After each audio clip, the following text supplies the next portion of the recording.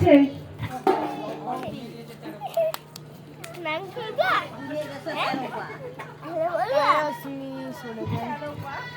মেজো ভাইকে কেউ একটা বসবার জন্য টুল দাও, চোখ পাটা হচ্ছে, বিল্লুর বাড়তে প্রবলেম হচ্ছে।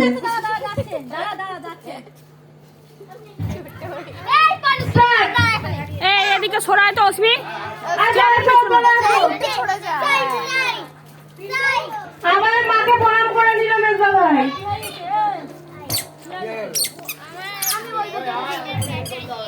এবার বাস নিয়ে হাড়ির দিকে এগিয়ে আসছে কৌশিক দেবনাথ গুটি গুটি পায়ে।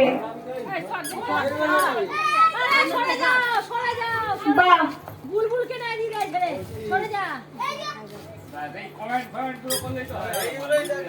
কেউ কমেন্ট করবেন না,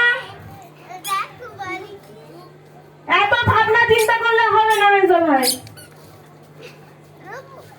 কি করছো?